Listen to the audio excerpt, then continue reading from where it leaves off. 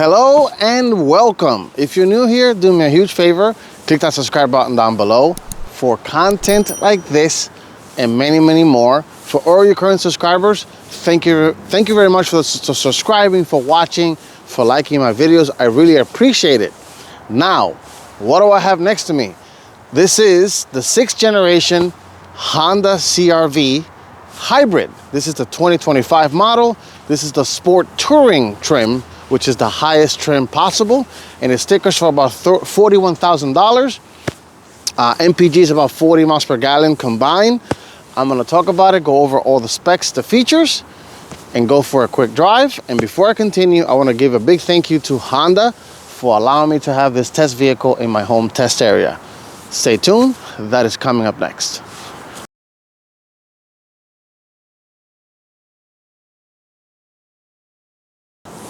Okay, let's talk 2025 Honda CR-V hybrid. This is the sport touring trim, which makes it the highest and most expensive version of the CR-V. This has a hybrid powertrain. And before we take a look at the powertrain, let's just talk about the styling up front. You got a very bold and aggressive front grille, very like mean looking headlights, which is everything's LED up front. Turn signals, high and low beams LED. No fog lights, they're gone, but it does have parking sensors on the front. And behind that giant Honda badge lives a radar sensor, which is for the automatic braking, lane keep and departure system, which works with that front-facing camera. Now that we're up here, let's take a look at the engine bay and see the power plant of the 2025 CR-V hybrid, which is a 2-liter natural aspirated engine made it to 2 electric motors, one in the front and one in the rear, because it all-wheel drive is standard on this vehicle. Power numbers is 204 horsepower and about 247 pounds-feet of torque. Made it to an eCVT. Very simple, very straightforward powertrain. Not too complicated to work on. You got your battery right here.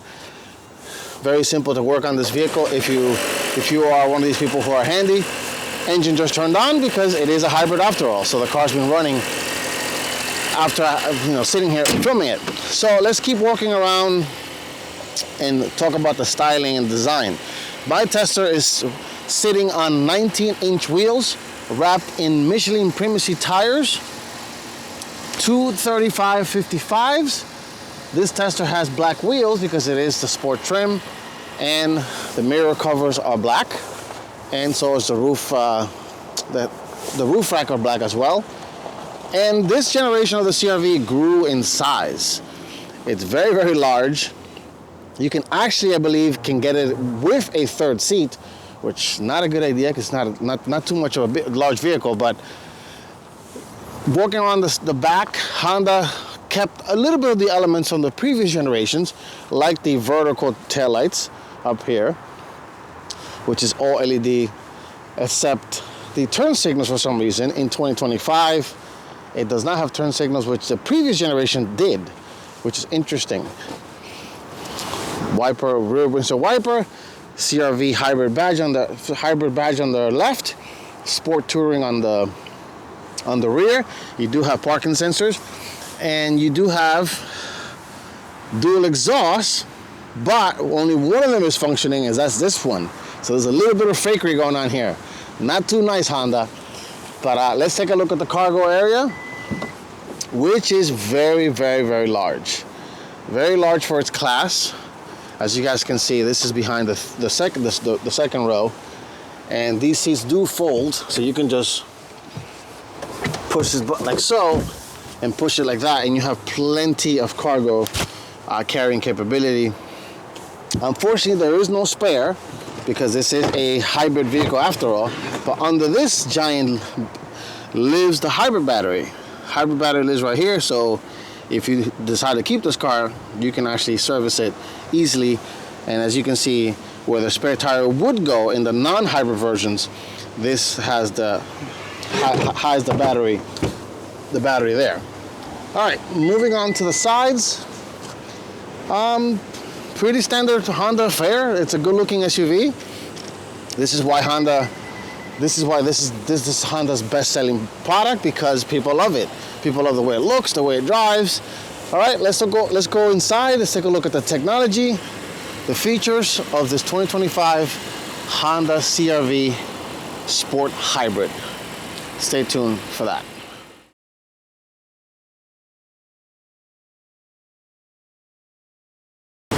Okay, let's take a look at the interior and the technology features of the 2025 Honda CR-V. Let's start with the key. Very traditional affair. You have lock, unlock, engine start stop, trunk release, and panic button. Simple, straightforward Honda key. And this vehicle is keyless entry, so you just put your hand right here to unlock it. And it does have a button right there that you can lock the door.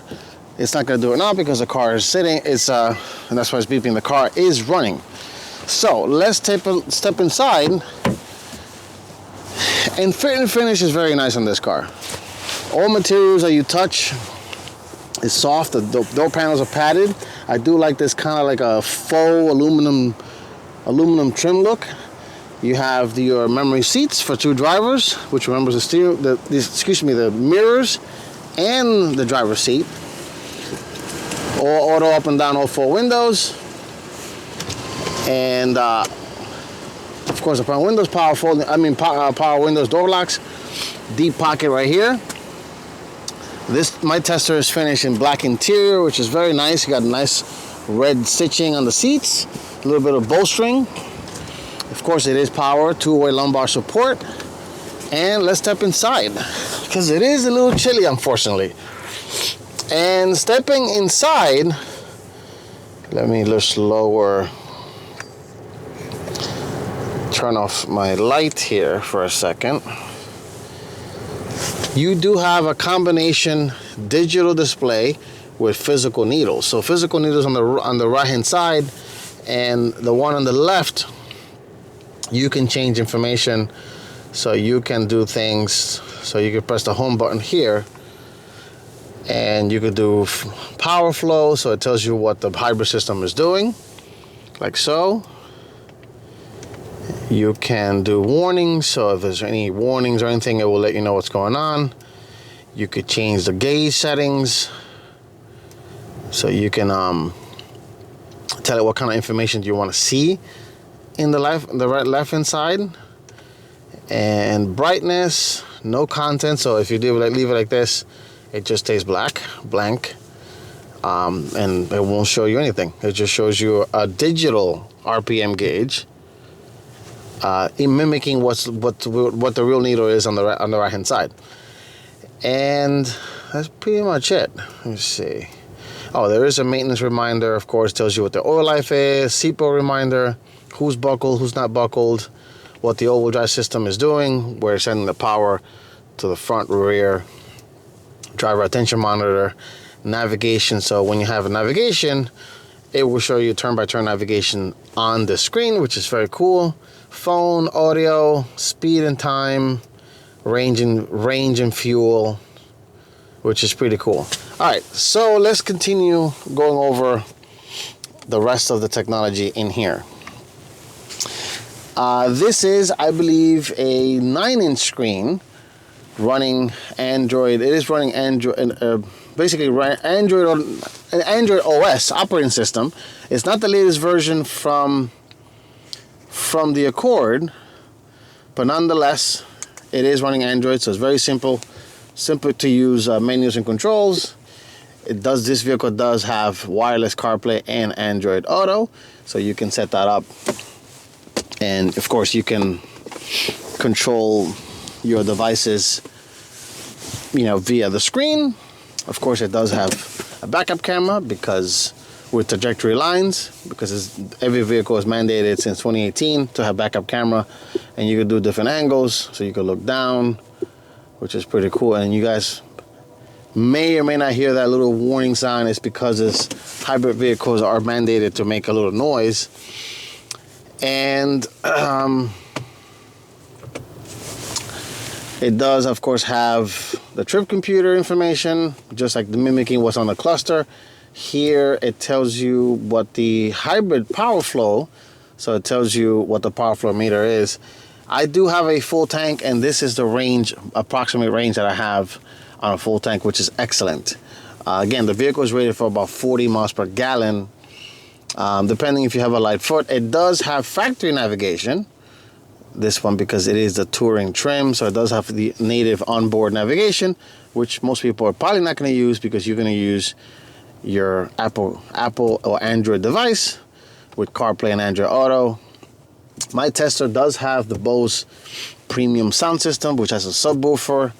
It does have tweeters on each of the pillars, and it does sound very good. Unfortunately, for copyright reasons, I cannot show you guys what that sounds like. It does have satellite radio and all that things of that nature.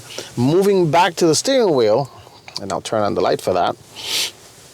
On the left side, you do have the controls for the media, so track forward, backwards, volume up and down. You do have that home button that controls that little screen, and that's the little that voice command button here. The button to turn on the heated steering wheel, which this one has, and it's actually currently, well, it was actually I turned it off. And on the right side, you do have controls for the automated cruise control, so you can set the distance right here, lane keep and departure warning, turn it on and off, set the speed, cancel.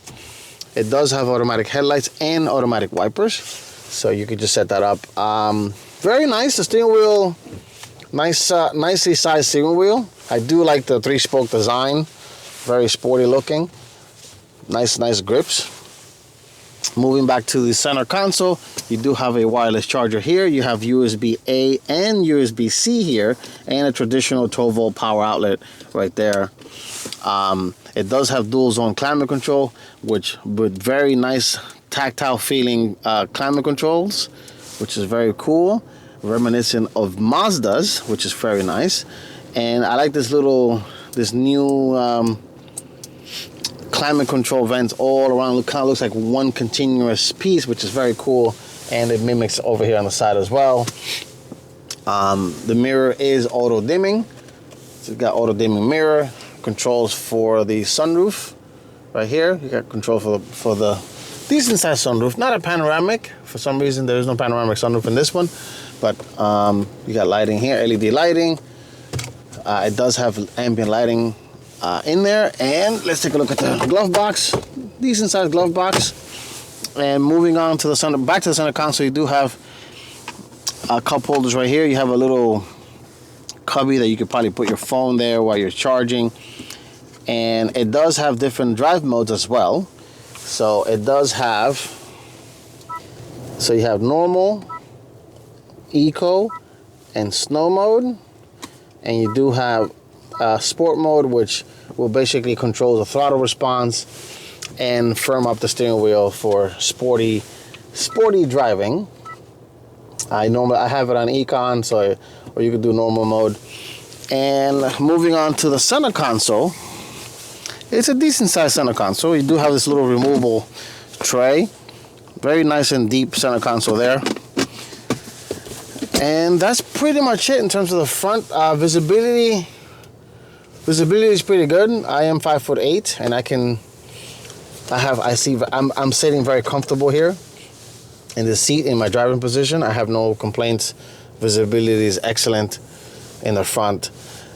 And that's pretty much it in the front. Now let's take a look at the back seat, and then we go for a quick drive of the 2025 Honda CR-V Hybrid.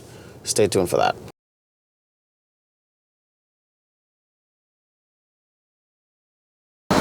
Okay, let's step in the back seat of the 2025 Honda CR-V.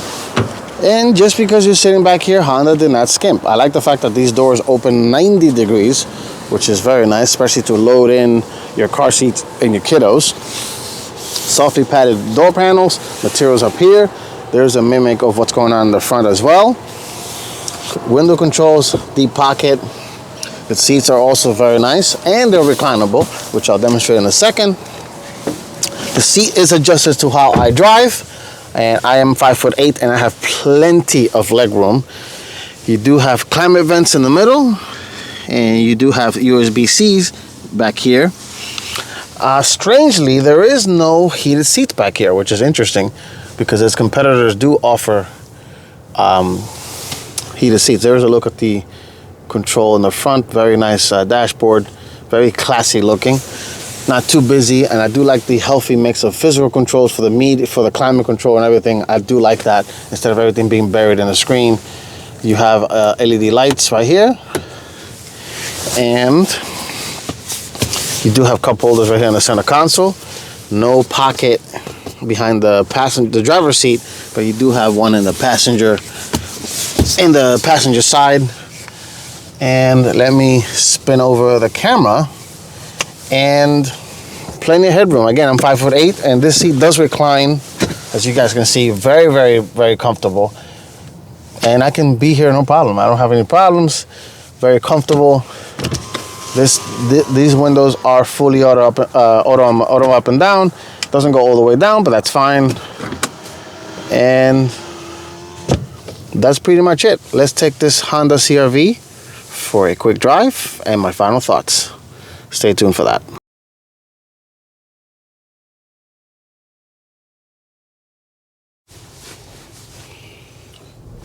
All right, let's take the 2025 Honda CR-V Hybrid Sport Touring, aka the most expensive version. All right, I do love the fact that the controls are simple. They're not buried on the screen. Thank you, Honda, for keeping your vehicle simple. And it's a very comfortable SUV. It does ride nice. Let's take it on my normal loop here. Please excuse my voice. I'm a little under the weather. Unfortunately, I got a bug, but I still have to film this car for you guys. So, and off the bat, this is very nice. I do like the seating position on it. Like I mentioned earlier, the visibility is not terrible. I can see out of it perfectly fine. The mirrors could be a little bigger, but I understand that car makers kind of have a love and hate relationship with mirrors, because they do create drag, and they do create, unfortunately, sacrifice fuel economy. But this is riding excellent. It's doing a good job of mitigating my not so great northeast New York roads, unfortunately, in my neighborhood here. These 19-inch wheels are doing a good job. But anyway, nobody's buying this to do any races, but the power numbers are decent, which I'll demonstrate shortly when I enter the highway here. And let me put it in sport mode, which I recommend folks you do this if you're gonna merge into the highway. And you hear the engine.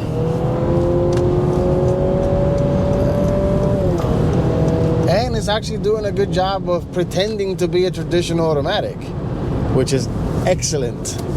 And not bad. This is actually very nice. Sound level is also nice too.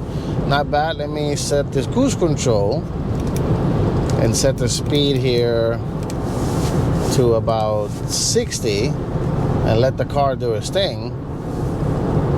And yeah, it's doing a good job. Let me turn on the power floor meter. Oh, now it's yelling at me, telling me to take over the wheel. But you can see, I don't know if it's picking up on camera, but you can kind of see what the hybrid system is doing.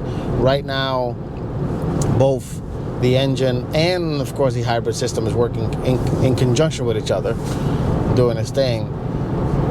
And it's not bad. This is why Honda sells a lot of these things. They can't make fast enough. It's a great product. It's missing a couple of things. Like the competitors offer head-up display. This one does not have it for some reason. And rear heated seats in this price point, like the competitors, like for example the Nissan Rogue, Toyota RAV4 in the highest trim, and the Hyundai Tucson, all offer head-up display and rear heated seats, which is not a deal breaker, but you have to provide what your competitors are giving you.